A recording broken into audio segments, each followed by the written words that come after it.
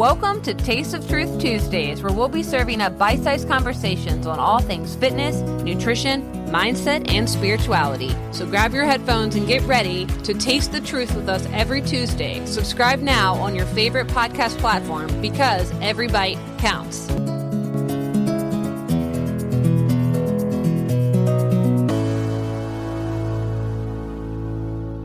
Hey, welcome back to Taste of Truth Tuesdays. Today's episode, The Fragility of Freedom, What Liberty Actually Depends On, is where we're going to dig into philosophy, culture, history, and the ideas that have shaped the world we're living in.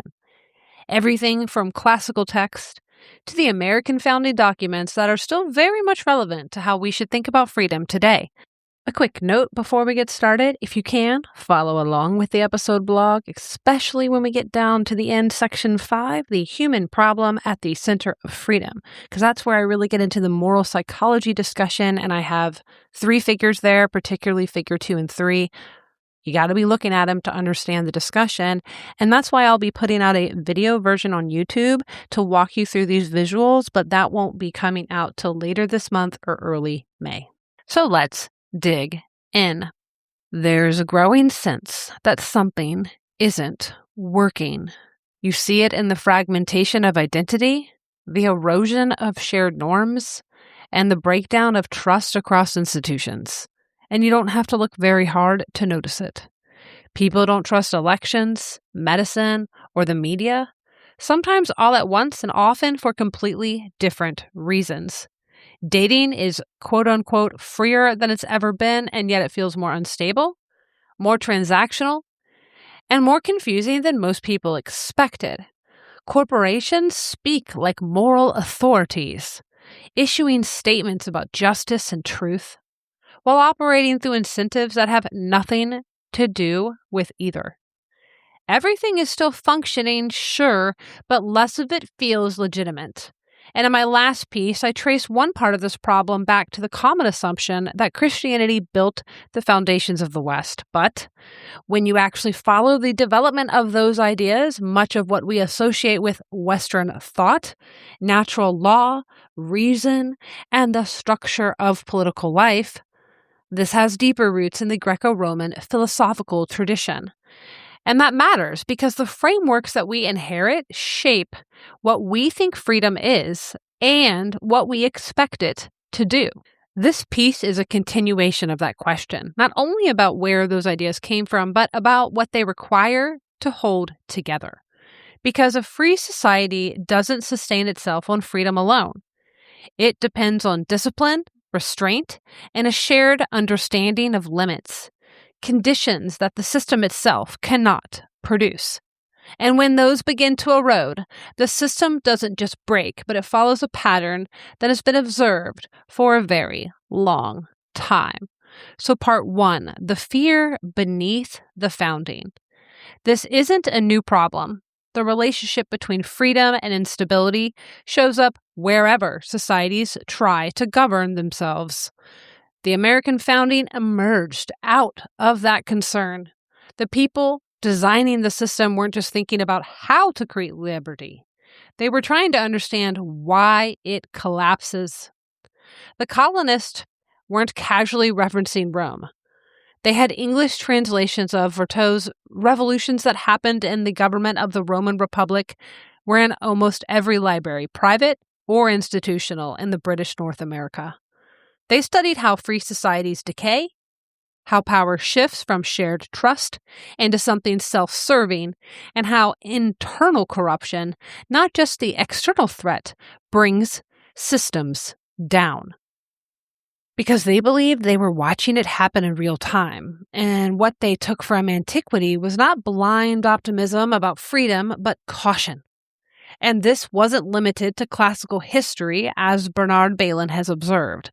The colonists were immersed in dense and serious political literature, shaped by philosophy and sustained reflection on the problem of power. Part of what they were working with was an older line of thought running through Greek and Roman philosophy. The idea that human life is not directionless, that there are patterns to how people live, and that some ways of living lead to stability and flourishing, while others lead to breakdown. You can already see the foundation of this in Aristotle. He doesn't use the term natural law, but the structure is there. Human beings have a nature, and flourishing comes from living in alignment with that. Not whatever we happen to want in the moment, but a way of life shaped by discipline, balance, and the cultivation of virtue over time. The Stoics make this more explicit. They describe the world as ordered by reason, logos, and argue that human beings can come to understand that order. The world as a living being, one nature, one soul. Marcus Aurelius, Meditations, Book 440. From that perspective, moral truth isn't something that we invent. It's something we discover, and law, at its best, should reflect that underlying structure rather than contradict it. And by the time you get to Rome, this idea is articulated more directly. Cicero describes a true law grounded in right reason and in agreement with nature, something universal, not depending on custom or preference, but rooted in reality itself. These ideas don't disappear. They're carried forward and developed. Christian thinkers later absorbed and expanded them, especially through Thomas Aquinas, who integrates Greek philosophy and Roman legal thought into a more explicit framework of natural law. And that influence is real. It's part of the Western story, whether us pagans like it or not. And that's not the point of this piece.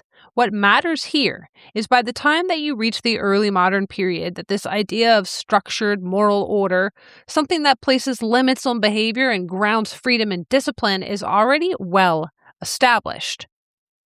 And you can see that continuality clearly in how the founders and the colonists read early political thought. Returning to those earlier sources, Plato describes how political systems degrade over time, arguing that excessive and undisciplined freedom can produce disorder, which eventually leads people to accept tyranny in the search for stability. Aristotle traces how democracies collapse when law gives way to persuasion and personality. Polybius maps the reoccurring cycle through which governments rise and decay. So podcast listeners, in the episode blog, we have an image of this cycles of political revolution, and what he described was called anacyclosis, a reoccurring cycle of political systems.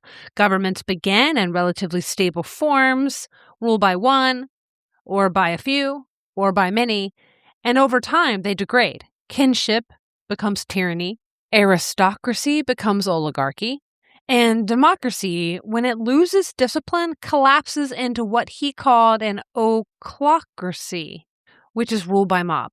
And this wasn't abstract to the colonists. Like I said, they believed they were watching this pattern unfold in real time, and it shows up just as clearly in the political language of the founding era itself.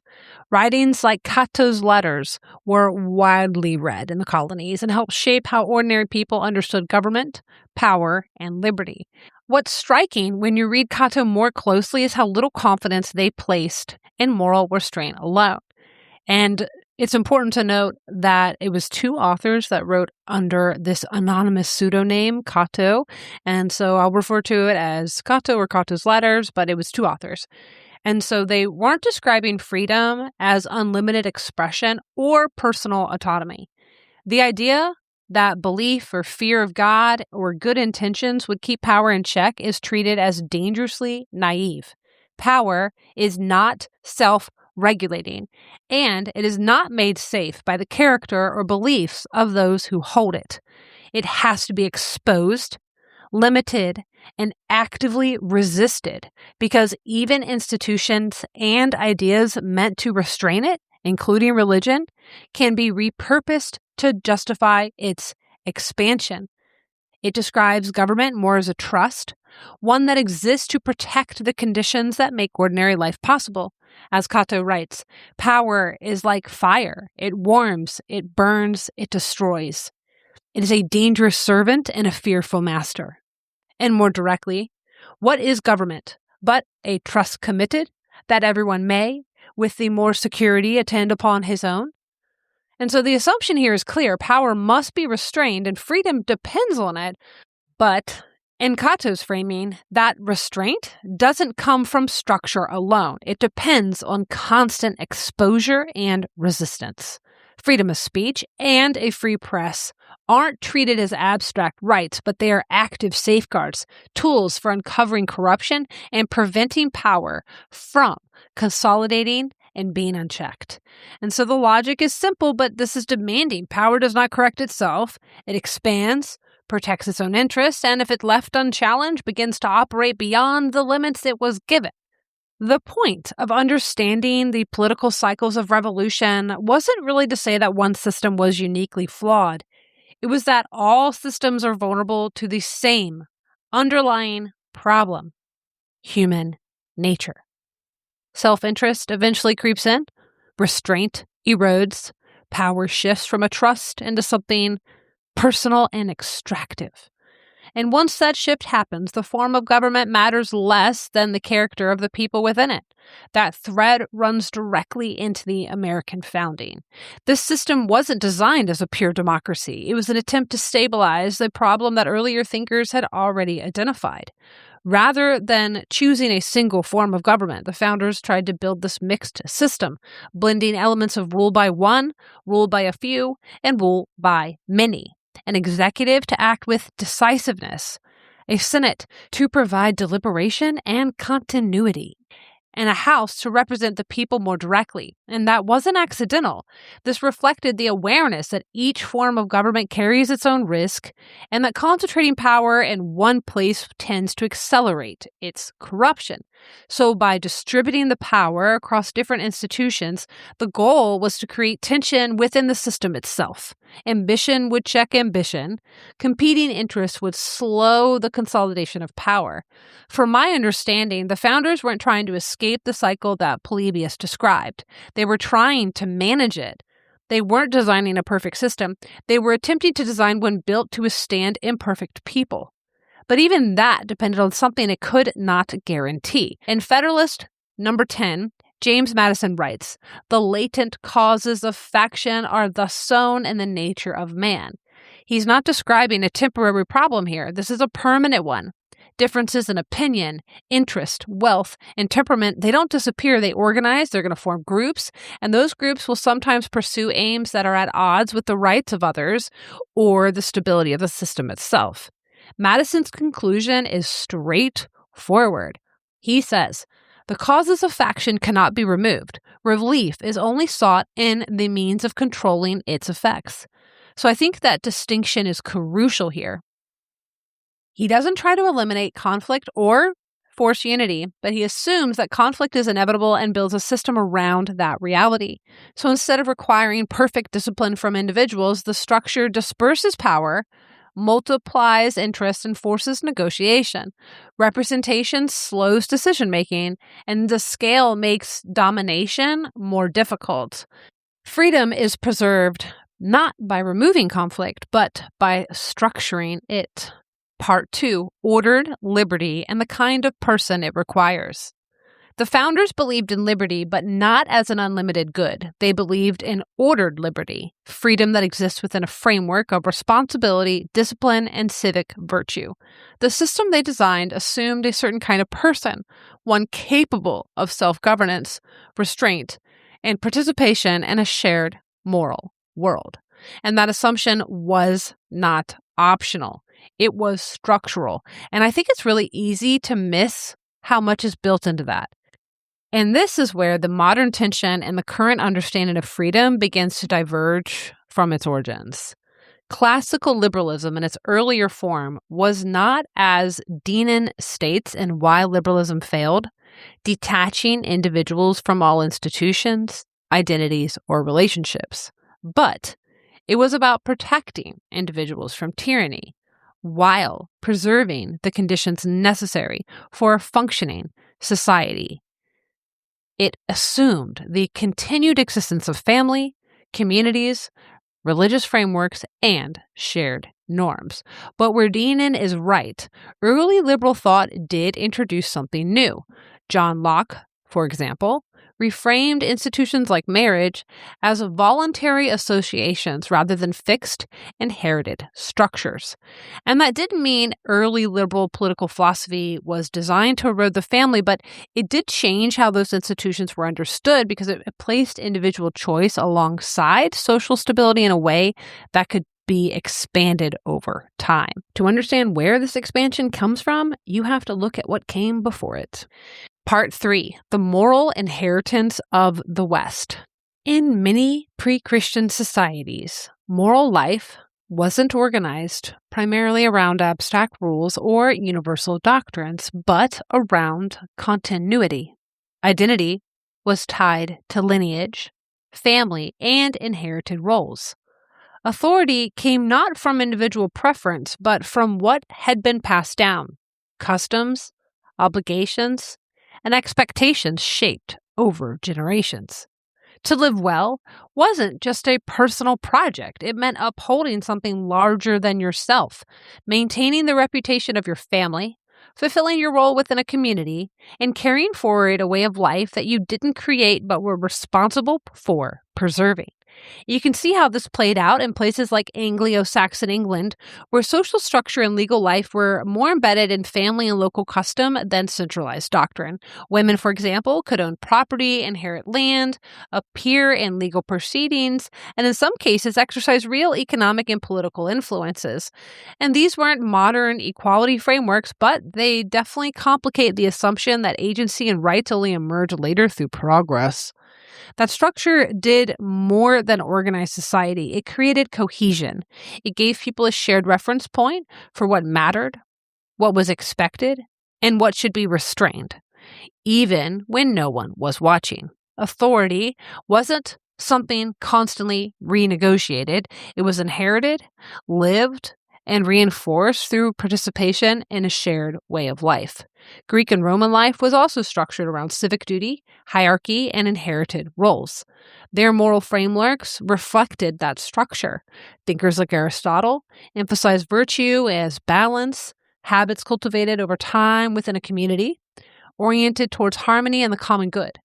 As Christianity spread, moral authority became less tied to lineage and local custom and more anchored into universal doctrine, rules that applied across communities, not just within them. Obligation did not vanish, but it was increasingly reframed, less about inherited roles within specific people and more about the individual's relationship to a broader moral order. That shift did not happen all at once, and it's not a simple story. The development of early Christianity and its integration into the Roman Empire and the ways that it reshaped intellectual life and authority are far more complex than a few paragraphs can capture here. And I've gone deep in that and more detail elsewhere, which is linked here in the episode blog, particularly around the Constantinian period and the rise of revelation and the fall of reason. But what I want to talk about here is that this development intensifies further with the rise of Protestantism, where this reframing of obligation becomes even more explicit. The movement from the 7 deadly sins to the 10 commandments as a dominant moral framework. The 7 deadly sins, which were put into place, I think, by Thomas Aquinas in his Formation of Natural Law, if I'm correct. They were pride, greed, lust, envy, gluttony, wrath, and sloth. And these weren't rules in a strict sense, but they describe these internal dispositions, patterns of character that distort judgment and pull a person out of balance. They were concerned with the formation of who you were becoming and how your actions could impact the church. The 10 Commandments, by contrast, were structured as prohibitions. You shall not. There are boundaries. Obedience and transgression is in relation to divine authority. So both frameworks are aiming at moral order, but they operate differently. One is oriented toward the cultivation of character within a shared moral world. The other emphasizes compliance, law, and accountability before God. The Protestant Reformation, I think, further reduced the role of mediation in those institutions from the High Church, emphasizing the personal conscience, direct access to Scripture, and an individual relationship to truth. So authority became less external and more internalized, but also more individualized and less uniformly shared. And this emphasis, I think, is unmistakable. Moral responsibility is no longer primarily inherited or communal, but individual and direct. And this did not dissolve the community, but it did begin to relocate the moral center of gravity, if you will, from the maintenance of balance within a community to the accountability of the individual before God. A political system built on individual rights and self-governance emerged from a cultural framework that already had begun to center moral responsibility at the level of the individual. And at the same time, Christianity was reshaping how the natural world was understood. Earlier traditions often treated nature as infused with meaning, order, and even divinity. Christianity maintained that the world was ordered, but no longer sacred in itself. I think it was created, it was divine, it introduced a different metaphysical framework, which introduced a kind of distance. This world that's no longer sacred in itself becomes over time easier to treat as something external, something to study, measure, and ultimately use and exploit. And none of these shifts were inherently destabilizing on their own, but they were altering the underlying framework, and over time they contributed to a gradual reorientation, one that made it much easier to conceive of this individual as separate, autonomous, and capable of standing apart from inherited structures. And I think that was what was later expanded on and amplified through liberal thought. And so the point is not that Protestant Christianity caused modern individualism, but I do think it helped make it thinkable. And by the time you reach the Enlightenment and the American founding, these earlier shifts, they didn't disappear, but they'd been carried forward, reworked into a new framework, one increasingly shaped by reason, not as a complete rejection of religion entirely, but as a refusal to let authority go unquestioned simply because it claims moral or divine legitimacy. Part 4. When freedom loses its structure. So over the next 2 centuries, that framework continued to expand. Early expansions focused on political participation, who could vote, who counted as a citizen, and who could take part in public life. By the mid-20th century, that expansion accelerated through civil rights movements, which paused the language of equality and access further into law, culture, and institutions. And so in the 60s and 70s, this is when the focus widened into personal life.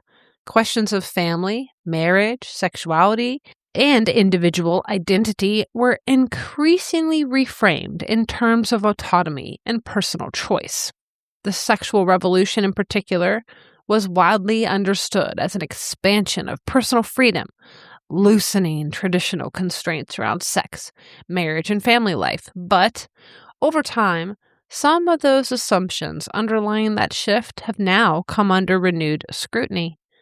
The idea that women can navigate complete sexual and relational autonomy without significant cost appears increasingly fragile, especially in the absence of the social structures that once provided stability and direction. Expanding rights changes the system, not just access to it. What's often assumed is that this expansion is self-justifying, that extending rights is always a net good, and that the system can absorb that expansion without consequence. But that assumption is rarely examined. As the scope of participation widens, so does the demand placed on the system and on the people within it. A political system that's built on equal participation assumes a level of judgment, responsibility, and long-term thinking that is not evenly distributed. It assumes that individuals, given more freedom, will be able to navigate it without undermining the conditions that make it possible in the first place. What we also see in modern times is the cultural and institutional structures that once shaped behavior, like family expectations, community standards, shared moral frameworks. They have become much weaker, more contested, and easier to reject. For most of known human history, moral behavior wasn't just a matter of personal conviction. It was embedded in small, stable, reputation-based communities where actions were visible, remembered, and judged over time. Behavior carried consequences because it was tied to relationships that endured. That community system relied on 3 conditions: shared standards, stable enforcement, and long-term relationships. And as those weaken, accountability becomes less consistent or non-existent. Not because human nature has changed, but because the structures that made behavior visible and tied to consequences have broken down. Part of that shift is tied to the broader move towards secularism. As religious frameworks lose authority, the shared narratives that once provided cohesion, meaning, and moral orientation begin to fragment. This doesn't eliminate the human need for structure, it just shifts where people begin to look for it. It disperses into competing sources for identity, morality, and meaning. In The Republic, Plato makes a similar observation about belief itself. What matters is not just what people claim to believe, but whether those beliefs hold under pressure. We must test them to see whether they will hold to their convictions when they're subjected to fear, pleasure, or pain. Without shared structures reinforcing those convictions, belief becomes more reactive, more situational, and more easily shaped by external forces. And we're left with a society of multiple incompatible systems of belief, each with its own values, demands, and claims to legitimacy, but no widely accepted structure holding them together. What was once a shared moral world becomes a contested one. In Propaganda, Edward Bernays makes a blunt observation. The conscious and intelligent manipulation of the masses is not only possible but essential to managing modern society. That insight becomes more relevant, not less, in the absence of a shared framework. Because when a society loosens the unifying structures that once held it together, the vacuum does not stay empty. As we can see, new ideologies rush in, secular, political, cultural, offering belonging, morality, and meaning, often with more intensity than the systems they replaced. More autonomy, less formation. More fragmentation, less agreement on what freedom even demands. And this raises a harder question, whether removing earlier constraints produced the kind of freedom it promised, or simply replaced one set of pressures with another. And as that imbalance deepens, people don't simply become more independent, they look for stability elsewhere. And this is where Dinan's observations become useful, even as I said, I don't fully agree with this framing. He said, as traditional institutions weaken, that dependence doesn't disappear, but it shifts from local relational structures to larger, more abstract systems like the state and the market. So another way to see this is that societies don't rely just on formal institutions. They rely on something less visible, a kind of cultural immune system, shared norms, expectations, and informal boundaries that regulate behavior without constant enforcement. And when those systems weaken, they don't become freer, they become easier to exploit. And one of the clearest examples of that vulnerability is the modern corporation. The American system was designed in deep suspicion of concentrated power, yet over time it has extended expansive protections to corporate entities, allowing large institutions like Comcast, Coca-Cola, Amazon, Exxon, Walmart, Nestle, the list goes on, backed by wealth, media, and legal abstraction, to shape public life in ways that the founding framework was poorly equipped to restrain. The founders were wary of concentrated power, like we said, but they were not designing a system for multinational corporations with vast economic and informational reach. Over time, constitutional doctrine expanded in ways that made these entities increasingly difficult to limit, culminating in decisions like Citizens United, which the court held that independent political spending by corporations and unions could not be restricted under the First Amendment. And this is part of the same pattern. A system built to preserve liberty becomes easier to exploit when power no longer appears as a king, a church, or a visible ruling class, but as a diverse institutions operating through law and markets and media. And podcast listeners, there's a photo in the blog And you got to check it out to get the meme. It's a meme. But anyways, and as we have seen this happen, trust has eroded, cooperation breaks down, and the very conditions that made freedom possible have begun to unravel. But I don't think that was the original aim of classical liberalism. It's not that it set out to dismantle the community. It's that over time, through cultural, economic, and technological changes, the balance between freedom and structure eroded. And now we're dealing with the consequences of that imbalance. And the more that I read, the harder it is to ignore the tension at the heart of the American Revolution itself.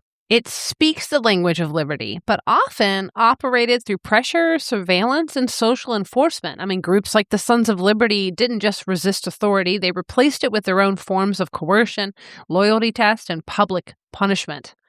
And I'm not saying that the ideals were wrong. It means liberty on its own doesn't sustain itself. And when formal authority is rejected, power doesn't disappear. It's the theme of the episode. It simply relocates. And without shared discipline or internal restraint, it often reappears more fragmented and in less accountable forms. So liberty is not the absence of power. It's a problem of how power is structured, restrained, and lived. And there's another reaction to this tension that's worth acknowledging, even if maybe it goes too far.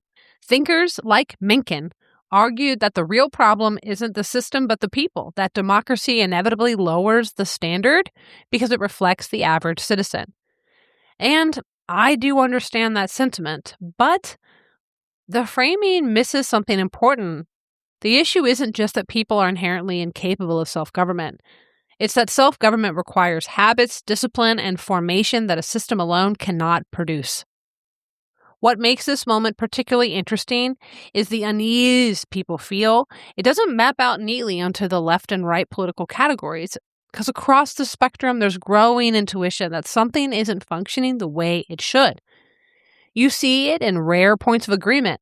Public frustration over the lack of transparency in the Epstein files cuts across political lines, with overwhelming majorities convinced that key information is still being withheld and justice is yet to be served. You see it in the foreign policy as well. Even in a deeply divided country, there is broad skepticism towards escalating conflicts like the war involving Iran, and many of us are questioning the purpose, the cost, and the direction of involvement. And that concern isn't new. It shows up clearly in Cato's letters, where distrust of power wasn't abstract, it was grounded in history. The Roman Empire was a constant reference point, especially in how standing armies, once established, could be turned inward, gradually eroding liberty and consolidating control. They weren't against defense, but they were deeply wary of permanent military power and foreign entanglements that primarily served those in control, not the public. War wasn't just protection. It was one of the fastest ways power could expand. And it's not hard to wonder what they would look at what we now call the military-industrial complex and how permanent it's become, how embedded it is, and how easily it justifies its own expansion. Power attracts interests that seek to influence it through money, proximity, and favor. And over time, those interests have become embedded within the system itself, shaping decisions in ways that are no longer aligned with the public. How this shows up today in modern times points to the fact that governmental power no longer feels like a trust. We, the people who want to put America and her people's needs first, are witnessing an occupied government like never before, and that our institutions are no longer held accountable. They have become self-protected and disconnected from the very people they're meant to serve. And there's also empirical evidence from over a decade ago pointing in that direction, sometimes known as the oligarchy study, published in 2014 by Martin Gillens and Benjamin Page. It's linked in the show notes and the blog. Analyzed nearly 1,800 policy decisions in the United States and found that economic elites and organized business interests have substantial independent influence on policy outcomes, while average citizens like you and me have little to no independent impact. Policies favored by the majority tend to pass only when they align with the preferences of the wealthy. When they don't, public opinion almost has no measurable effect. This one study doesn't prove that the system has fully collapsed into oligarchy, but I think it reinforces our intuition that something has shifted, that power is no longer functioning as it should, and that representation is much more limited than we assume. What I've learned from putting all this together is that this concern is not new, it is ancient. It is the same fear that appears in Greek philosophers, carries through Rome, reemerges in the founding era, and now it's unfolding again in modern society. This is the same dynamic that Madison was pointing to in his Federalist number 10. When legitimacy starts to weaken, people don't disengage. He said they form groups around competing explanation for what's gone wrong, different interests, different priorities, different visions of what should replace it. And so within the modern left, those responses are not the same. We have establishment Democrats that still operate within the existing systems. Liberals, they tend to push for reform through policy. Progressives begin to question the structure itself. So they're pushing for Medicare and student debt erasure. And further out, you'll see Democrat socialists like the new New York City mayor or Bernie Sanders, and revolutionary groups like Antifa. And they're not aiming to fix the system, but to replace it entirely. And I think this distinction matters. Because once you move from reform to replacement, you're no longer arguing about how to use a system. You're arguing about whether it should exist at all. And at the far end of that spectrum, these movements are pushing towards dismantling foundational structures entirely and treating them as irredeemably corrupt.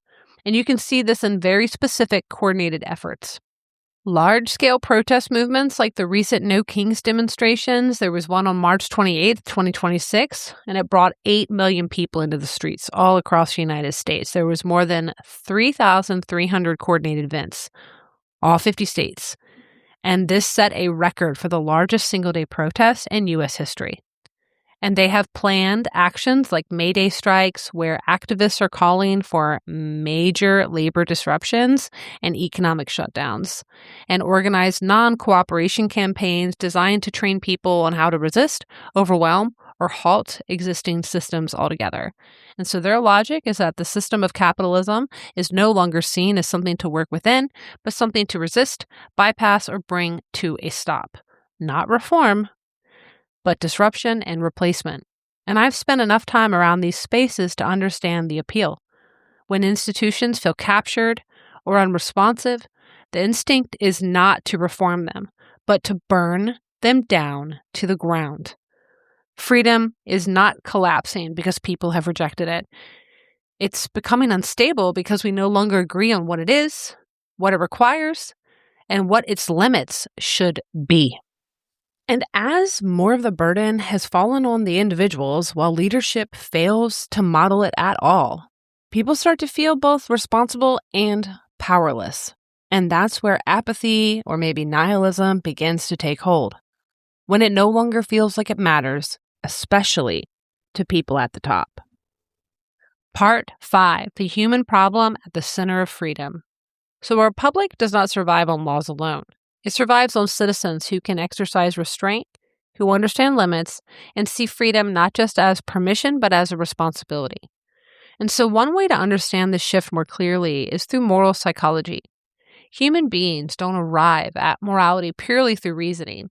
We rely on a set of underlying intuitions: care, fairness, loyalty, authority, and a sense of the sacred. And that shapes how we judge right or wrong before we ever explain why. In more conservative or traditional societies, these moral intuitions tend to operate together rather than in isolation. Care, fairness, loyalty, authority, and a sense of the sacred reinforce one another, creating a more unified moral framework. People may disagree, but they are drawing from a shared moral language, with expectations around family, roles, restraint, and what should or should not be done. But that kind of shared moral framework doesn't hold evenly across modern society. So there's images in the podcast episode blog, and I highly suggest taking a look or it won't make any sense. So here, the second way to look at this is in this figure where we have this 6-dimensional moral foundational space. And you can see how these moral intuitions organize into distinct pattern, and they cluster across different groups. So in the chart, you can see 3 broad orientations. There's progressives, conservatives, and libertarians. Progressives tend to cluster around care and fairness. Conservatives draw from a wider range, incorporating loyalty, authority, and a sense of sacred along with those concerns. Libertarians consider no shock center heavily on liberty, placing less weight on the others. What looks like a disagreement about politics is often a difference in moral reorientation. People are emphasizing entirely different parts of the same moral landscape. And the differences don't just show up in orientation, but in intensity. The image of the bar graph illustrates this pattern more clearly when we look at how different groups actually prioritize these moral intuitions. So secular liberals and the religious left tend to emphasize care and fairness most strongly, focusing on reducing harm and promoting equity or equality. By contrast, more traditional or socially conservative groups draw more evenly across a broader set of values, including loyalty, authority, and a sense of sacred alongside care and fairness. Libertarians tend to narrow even further, prioritizing individual liberty while placing less emphasis on collective or traditional moral structures. And so, as you can see, the result isn't just a disagreement over morality, but it's a difference in what people are even measuring in the first place, and that's what makes shared judgment harder to sustain. You can see the split in how people respond to the same breakdown in trust. For those on the left, freedom means removing constraint entirely, and that leads to a push to dismantle systems that they see as corrupt or oppressive. And so for those on the right, it produces deep suspicion, distrust of elections, media, public health authority, and the government itself, along with a desire to restore order, stability, and clearer boundaries. And in some cases, that turns into nostalgia for earlier structures, family roles, gender norms, and forms of religious authority that are seen as more stable, even if that restoration will come with its own trade-offs. And these aren't just different political positions. They reflect different instincts about what matters most and different assumptions about what freedom is for. And both risk missing a deeper question, not just what system creates freedom, but what kind of people can sustain it. And this is where Aristotle's framework becomes difficult to ignore. In that sense, he may be closer to truth than many modern assumptions. And it starts with the premise that people are not equal in their capacity for judgment or self-governance, and builds from there, rather than pretending those differences don't matter. It shows up in how people live, how they make decisions, how they exercise restraint, and that's where his framework of virtue comes in. It's not an ideal, but as a way of describing what it actually takes to live well and participate in a functioning society. So we have a chart here that the virtues and their accompanying vices. So we have too little, and in the middle is the virtuous mean and too much. And so, for example, on the side of too little is being a coward. The virtuous mean would be courage, and too much would be rashness. Another example, too little would be sarcasm, a virtuous mean, sincerity, too much would be boastfulness. So Aristotle didn't think that virtue was about perfection. As you can see, he thought about it as balance. Self-control between indulgence and insensibility, generosity between stinginess and excess. Virtue is not automatic, it's cultivated, and it can be lost. He applied that same logic to political systems. A government that can exist in a healthy form oriented towards the common good, or in a corrupted form, serving only a faction. At that point, the difference isn't just structural, it becomes down to character. One tension that keeps resurfacing over and over in political thought is this gap between equality in principle and equality in capacity. And you can see this play out in everyday ways. Give 10 people the same freedom, the same opportunity, the same set of rules. You definitely don't get the same outcomes. Some plan ahead, some act impulsively, some take responsibility, others look for ways around it. The structure's equal, but the response isn't. Because human beings are not identical in judgment, discipline, or temperament. Some are more capable of long-term thinking, self-restraint, and navigating complexity than others. And a free society doesn't eliminate those differences, it has to operate in spite of them. And that creates the real challenge.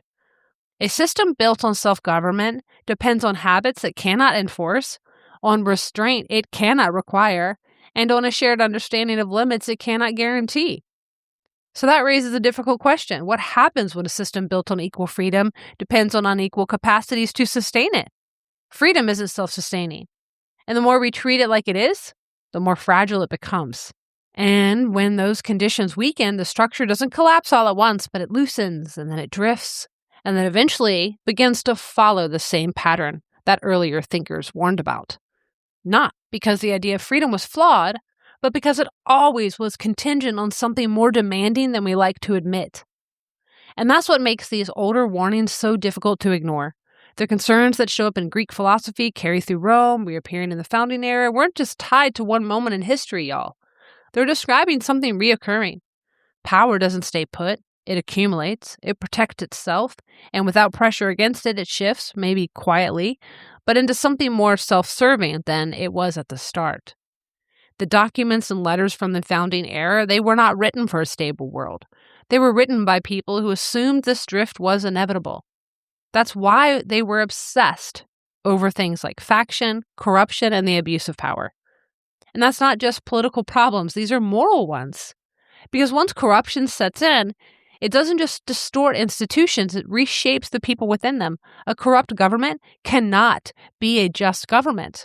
And that's why they treated free speech, free press, and an informed public less like ideals and more like very important tools, ways of forcing power into the open before it had the chance to consolidate. And Cato's letters in particular, they were relentless on this point. They knew that a society that had become consumed with wealth, status, and self-interest like we have doesn't just become unequal, it becomes easier to manipulate, easier to divide, and eventually less capable of governing itself at all. And civic virtue wasn't a side note. It was the condition that made freedom possible in the first place. And so when you look at it from that angle, it doesn't feel like you're reading writings from the 18th century. It feels familiar, much closer to home. And of course, the scale is different now. The mechanisms are different, but the tension, that's very much the same. Governments and corporations operate with a level of reach the founders never could have imagined. Information is filtered, behavior is shaped, and power often moves through systems that don't look like power at all. You don't always see it directly, but you feel the effects of it. So the responsibility doesn't go away. It never did. If anything, it becomes less obvious and more necessary at the same time. A system like this doesn't hold because it was designed well. It holds when it does because enough people are still paying attention, still pushing back, still unwilling to let power define its own limits. And once that slips, once that expectation fades, the structure doesn't fail all at once. It just stops holding in the way it used to, and the pattern continues. And that's all I have for you today, folks. If you've made it to the end, I'm proud of you. I appreciate you taking the time to listen all the way through. And the show blog, there are all the resources linked. If you want to work through some of this yourself, I shared the ones that shaped how I'm thinking about it. I'd love to hear your thoughts, where you disagree, where you agree. Thank you so much. And as always, stay curious, embrace skepticism, and keep tuning in.